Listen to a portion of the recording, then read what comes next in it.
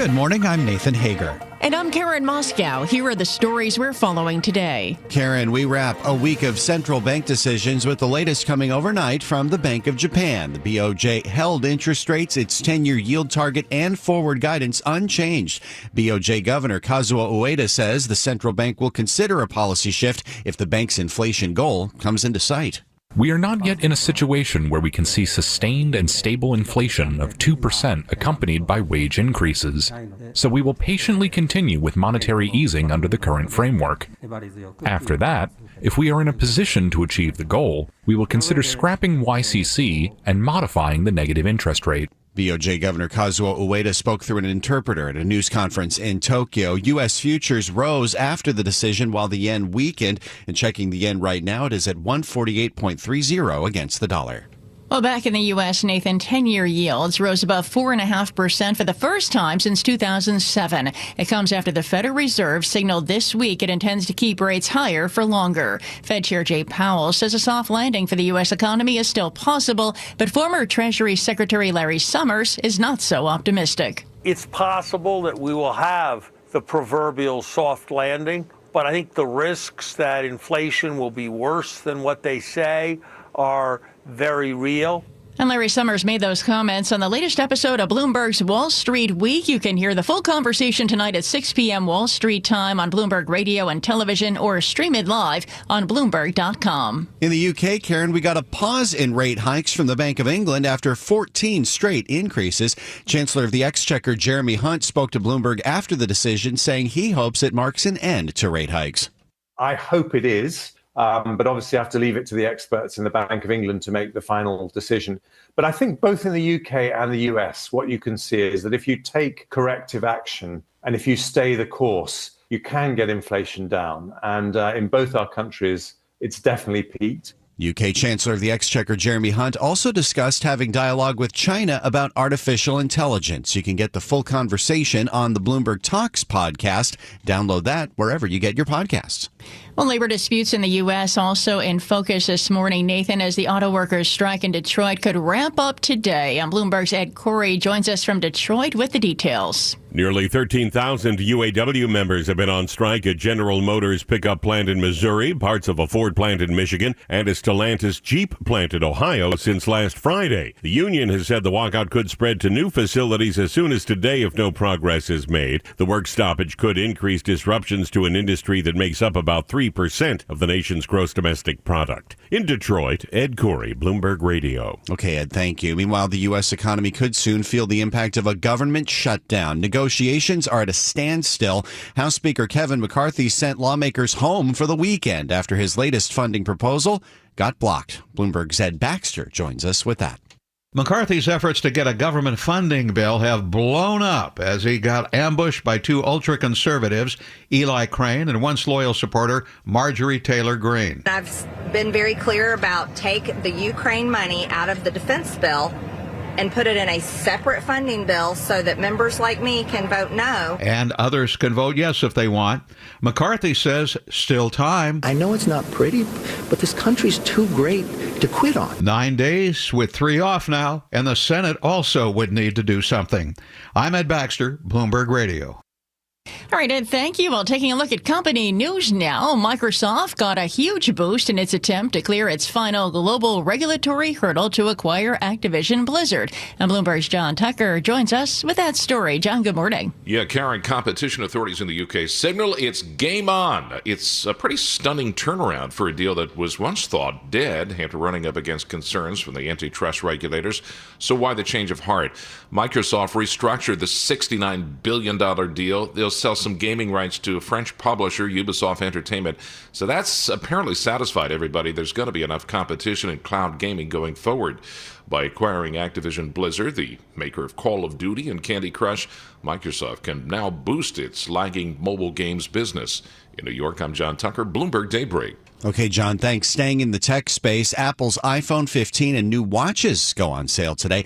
It's a test of whether a new design can lift the smartphone market out of a slump. And we have another note on Apple as well. It's set to issue smaller raises to its retail employees. Sources say the tech giant will disclose average annual raises of about 4% this week. That's a return to pre-pandemic levels.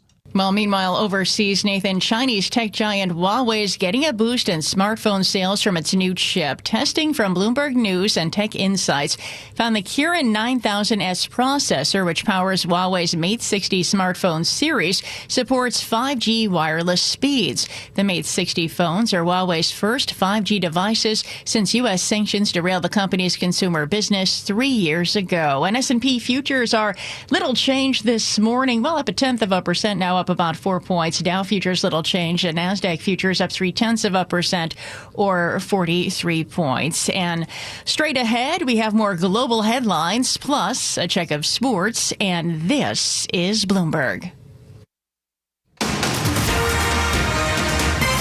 And here now with those global headlines and look at what's happening in New York as well, we bring in Bloomberg's Michael Barr. Good morning, Michael. Good morning, Nathan. A tragic bus crash in New York State has left at least 2 people dead and others in critical condition. The bus carrying students to a band camp went off the road near the Orange County town of Wawayanda, possibly due to a faulty front tire. The bus skidded off the highway and landed on its side after tumbling 50 feet. New York Governor Kathy Hochul. Today was a day of terror for 44 passengers on a private coach line. A group of high school students, members of the Farmingdale marching band, en route to a camp in Pennsylvania. The crash happening nearly a half hour from their destination in the Poconos. Dozens of passengers, mostly students, were injured. 2 adults on board were killed, including the band's director. The NYPD made another discovery at the Bronx daycare where a 1-year-old boy died and 3 other toddlers were sickened after it's believed they were exposed to fentanyl. Investigators located a trap door in the floor of the apartment located in the play area where fentanyl and other drugs were seized. The owner of the daycare center and her cousin were arrested. Ukrainian President Volodymyr Zelensky has delivered an upbeat message to U.S. lawmakers and President Joe Biden in a visit to Washington. Asking for more military aid, Zelensky briefed lawmakers on the state of the war and told them Ukrainians are winning. Zelensky is facing some Republicans who are now questioning the flow of American dollars for his troops in the fight against Russian forces. Zelensky also met with President Biden at the White House. I thank United States of America and Mr. President for the new defense package for Ukraine, a very powerful package. Thank you so much. It was Zelensky's second visit to Washington since Russia's invasion. 92-year-old Rupert Murdoch has announced he's stepping down as the head of Fox and News Corporation boards. No stranger to controversy, Fox recently settled a huge defamation lawsuit topping $787 million with Dominion Voting Systems after Fox News was accused of knowingly pushing false claims about voting machines in the 2020 election. Murdoch's son, Lachlan, will become the sole chair of News Corporation. Global news 24 hours a day, powered by more than 2,700 journalists and analysts in over 120 countries. I'm Michael Barr, and this is Bloomberg, Nathan. All right, Michael, thank you. Of course, we bring you news throughout the day here on Bloomberg Radio, but now you can get the latest news on demand whenever you want it. Subscribe to Bloomberg News now to get the latest headlines at the click of a button. Get informed on your schedule. You can listen and subscribe to Bloomberg News now on the Bloomberg Business app, Bloomberg.com, Apple, Spotify, anywhere else you get your podcasts.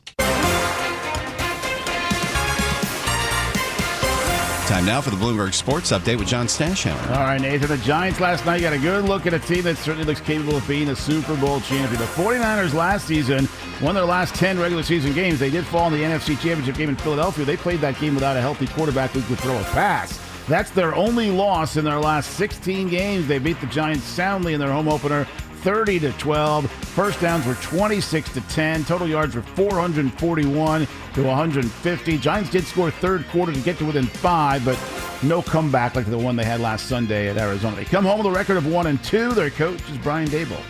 You got to take, the good from it, and you got to learn from the bad, just like every game. The guys competed. We competed all the way to the end. They made more plays than we did. So you go back and take a look at it, and get going on the next week. And that next game not until a week from Monday, a home game with Seattle. This Sunday, Jets host the 0-2 Patriots. New England's won the last 14 meetings. A blow to the Dallas Cowboys. Cornerback Trayvon Diggs, Pro Bowler in each of his 2 seasons, tore his ACL in practice.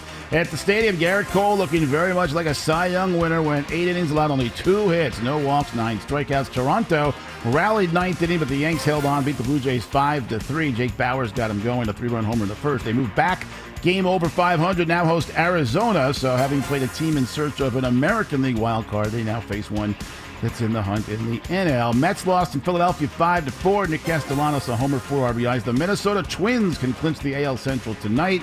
Milwaukee's magic number, NL Central, is 3. John Stash Hour, Bloomberg Sports. All right, John, thanks. S&P futures up 0.1%. Dow futures little change. NASDAQ futures up 0.3%.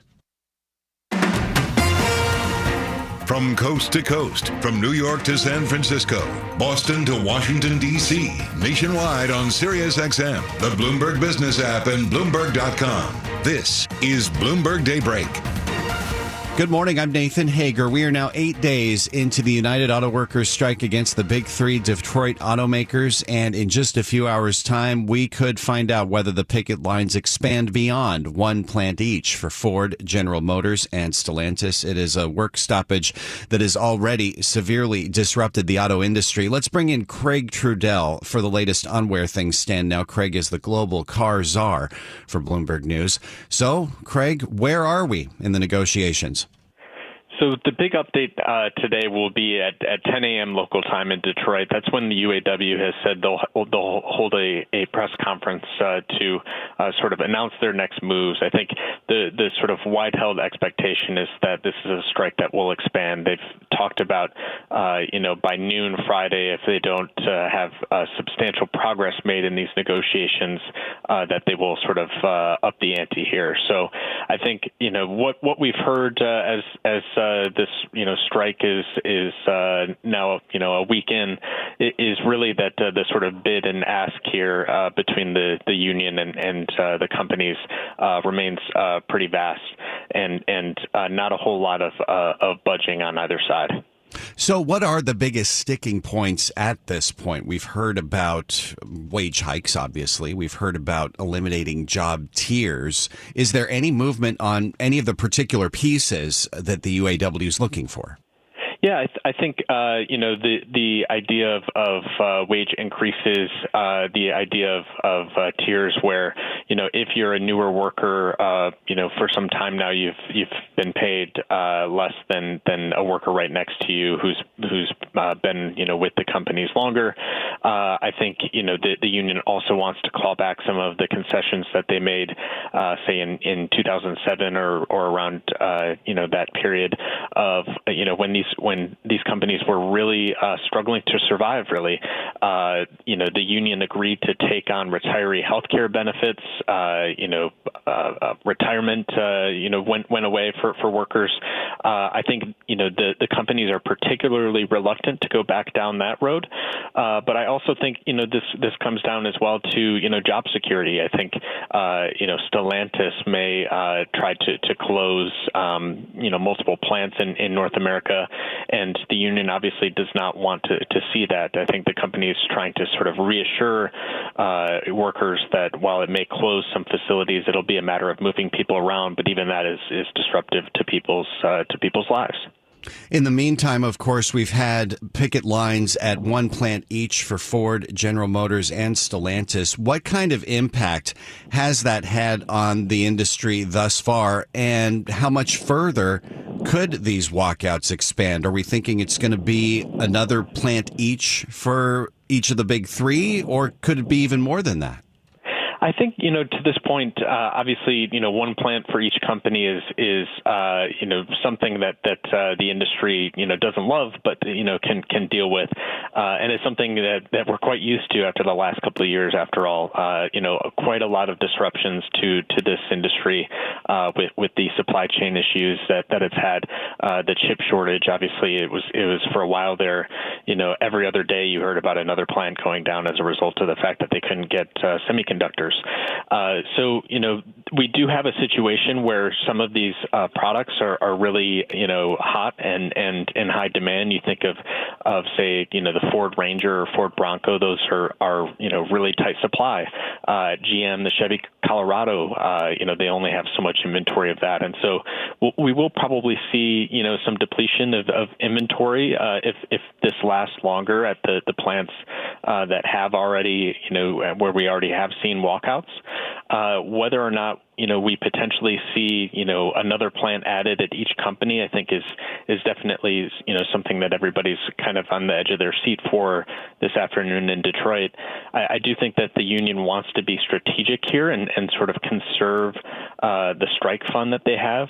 They pay out $500 a week to every worker who's on strike. So there's a sort of give and take here. The more plants that you add to this strike, the more the less you have to work with in terms of that strike fund. So maybe we see some temporary additions of plants and then some taking away of plants where workers have had to cope with only bringing in $500 a week for as long as they've been on strike and kind of shifting around of the sacrifice here. And of course, I expect we'll get more answers, as you said, when that news conference is expected. 10 a.m. Detroit time, that's 11 a.m. on Wall Street. So we're counting down to yet another deadline in the Autoworkers strike against the Detroit Three. This is Bloomberg Daybreak Today, your morning brief on the stories making news from Wall Street to Washington and beyond. Look for us on your podcast feed at 6 a.m. Eastern each morning on Apple, Spotify, and anywhere else you get your podcasts. You can also listen live each morning starting at 5 a.m. Wall Street time on Bloomberg 1130 in New York, Bloomberg 99.1 in Washington, Bloomberg 106.1 in Boston, and Bloomberg 960 in San Francisco. Our flagship New York station is also available on your Amazon Alexa devices. Just say, Alexa, play Bloomberg 1130. Plus, listen coast to coast on the Bloomberg Business app, Sirius XM Channel 119, the iHeartRadio app, and on Bloomberg.com. I'm Nathan Hager. And I'm Karen Moscow. Join us again tomorrow morning for all the news you need to start your day right here on Bloomberg Daybreak.